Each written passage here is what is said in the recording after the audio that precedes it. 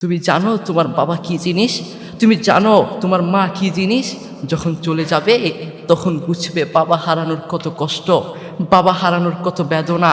এজন্য এখন থেকে আমি বলতে চাই বন্ধু, বাবার খেদমত করো, এখন থেকেই বাবার সম্মান করো, বাবাকে মূল্যায়ন করতে শিখো। যখন চলে যাবে তখন আফসোস করে লাভ হবে না। একজন বাবা, একজন মা আমাদেরকে নিঃস্বার্থভাবে ভালোবাসেন। পৃথিবীর প্রত্যেকটা ভালোবাসায় স্বার্থ থাকতে পারে, পৃথিবীর প্রত্যেকটা মায়ায়, প্রত্যেকটা ভালোবাসায় স্বার্থ থাকতে পারে, কিন্তু মা এমন একজন মা আপনি পেয়েছেন, প্রিয় ভাই, এমন একজন বাবা আপনি পেয়েছেন যার ভালোবাসায়, যার মায়ায় কোনো স্বার্থ নাই, আপনাকে নিঃস্বার্থভাবে ভালোবাসেন। একজন মা এবং একজন বাবা নিজে হারতে চান কিন্তু সন্তানকে হারাতে চান না, নিজে হেরে হলেও সন্তানকে জেতাতে চান। তার প্রমাণ, তার বাস্তবতা, তার দৃষ্টান্ত হচ্ছে আমার বাবা। আপনারা দেখেছেন আল হিদায়া ফাউন্ডেশনের পক্ষ থেকে একটা ব্যাডমিন্টন খেলার আয়োজন করেছে। আমার বাবা প্রায় আমাদের সাথে খেলতে নামেন, যখনই সময় পান আমাদের সাথে ফুটবল খেলেন, ক্রিকেট খেলা খেলেন, যখনই সময় পান আমাদের সাথে খেলতে নামেন। আপনারা দেখবেন আমার বাবা আমাদের সাথে খেলার সময় বাবা আমাদের সাথে মিশে যান, বন্ধুত্বের মতো আচরণ করেন। আমি আমার বাবাকে দেখেছি যখন আমার ছোট ভাইয়ের সাথে একবার আমার বাবা খেলছেন, আমি আমার বাবার চেহারার দিকে তাকিয়েছিলাম। আমার বাবাকে আমি দেখলাম যখন ছোট ভাইয়ের সাথে তিনি খেলছেন, তিনি ছোট ভাইকে জেতানোর জন্য না পারার ভান করেছে, নিজে পেরেও না পারার ভান করেছে। আমি আমার বাবার চেহারার দিকে তাকিয়ে দেখলাম, চিন্তা করলাম একজন বাবা কেমন হতে পারে, একজন বাবা তার সন্তানকে কেমন ভালোবাসা দিতে পারে। আমি পরে আমার বাবাকে প্রশ্ন করলাম, বাবা আপনি হেরে গেলেন কেন? আমার বাবা বললেন, তোমার ছোট ভাইকে জিতানোর জন্য, তোমার ছোট ভাই যেন খুশি হয়, তোমার ছোট ভাই যেন জিতে আনন্দ পায়, এই জন্য আমি হেরে গেলাম। আল্লাহু আকবার। দেখেছেন, দেখেছেন ভালোবাসা কাকে বলে? আমি তো বন্ধু তোমাকে একজন বাবার পরিচয় দিচ্ছি। বাবা, বাবা কেমন হতে পারে, কেমন ভালোবাসা সন্তানকে দিতে পারে। নিজে বাঁচার চেয়ে সন্তানকে বাঁচাতে চান একজন বাবা, নিজে বাঁচার চেয়ে সন্তানকে বাঁচাতে চান। নিজের কথা চিন্তা করেন না, যতটুকু চিন্তা করেন সন্তানের কথা। আমি আমার বাবাকে মাঝে মাঝে দেখি, আমাদেরকে কোথাও নিয়ে যাওয়ার সময় রিকশায় বা সিএনজিতে আমার বাবা নিজে গাড়ির বাম পাশে বসেন কিন্তু বসেন না, তিনি ডান পাশে বসেন, আমাদেরকে বাম পাশে বসান। আপনারা দেখবেন বিভিন্ন বাবারা তার সন্তানদেরকে গাড়ির বাম পাশে বসায় কিন্তু ডান পাশে বসায় না। আমার বাবাও মাঝে মাঝে আমাদেরকে ডান পাশ থেকে তুলে বাম পাশে বসান। তখন আমি চিন্তা করতাম কেন তিনি ডান পাশে বসেন, আমাদেরকে বাম পাশে বসান। তখন চিন্তা করতাম, কিন্তু এখন বুঝেছি কেন তিনি গাড়ির ডান পাশে বসেন। কারণ গাড়ির ডান পাশে বসলে অ্যাক্সিডেন্ট হওয়ার সম্ভাবনা থাকে, এই জন্য সন্তানকে বাম পাশে বসিয়ে নিজে ডান পাশে বসেন। আল্লাহু আকবার। দেখেছেন সন্তানের প্রতি ভালোবাসা কাকে বলে? তুমি যখন বন্ধু, যুবক, তুমি যখন কোথাও যাও, তোমার বাবার মন সবসময় তোমার জন্য ছটফট করতে থাকে, তোমার জন্য দোয়া করে, তোমাকে দেখার জন্য সবসময় তোমার বাবার মন ছটফট করতে থাকে। আমি আমার দাদাকে দেখেছি, আমার দাদা দুনিয়া থেকে বিদায় হয়েছেন, দুনিয়া থেকে বিদায় হয়ে চলে গিয়েছেন।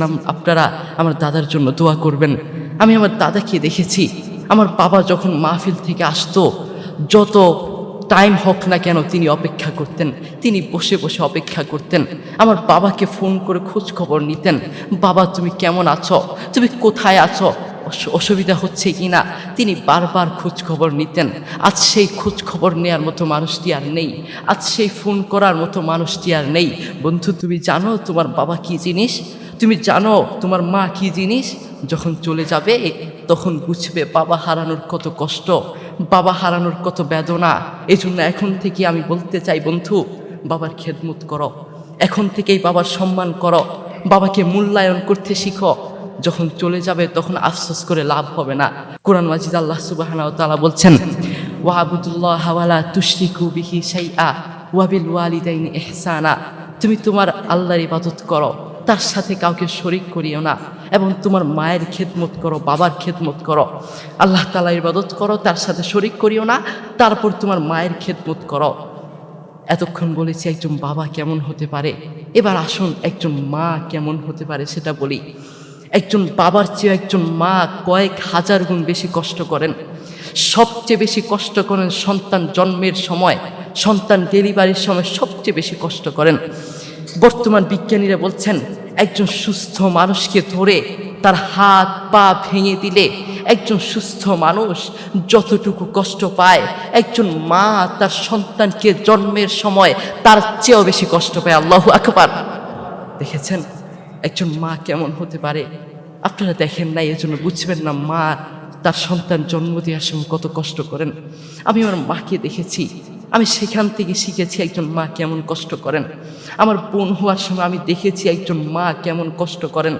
আমার বোন হওয়ার সময় আমি দেখেছি একটি কোরবানির গরু জবাই দিলে যেই রক্ত হয়, যতটুকু রক্ত হয়, একজন মা তার সন্তান জন্মের সময় যতটুকু রক্তাক্ত হয়, একজন মা তার সন্তান জন্মের সময় তার চেয়েও বেশি রক্তাক্ত হয়। আল্লাহু আকবার।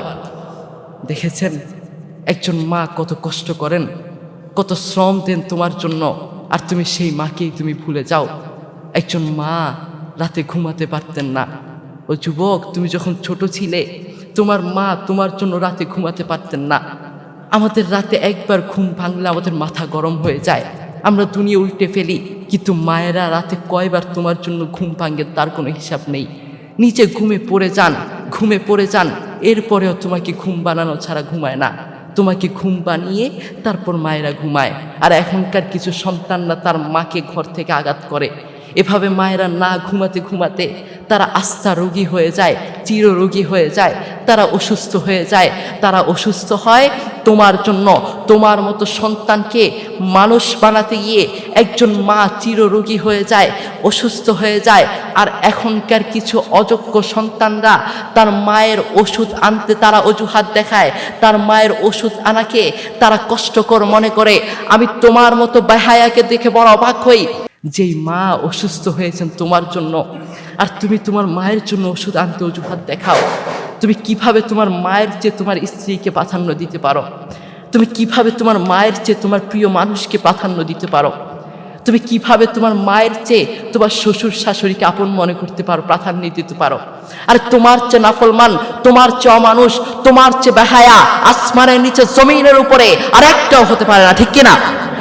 যেই মা তোমার জন্য জীবন শেষ করেছেন, তোমার পিছনে জীবন শেষ করেছেন, অসুস্থ হয়েছেন, আর এখন তুমি সেই মাকে চিনো না। তুমি তোমার স্ত্রীকে চিনো, তুমি তোমার বন্ধু বান্ধবীকে চিনো।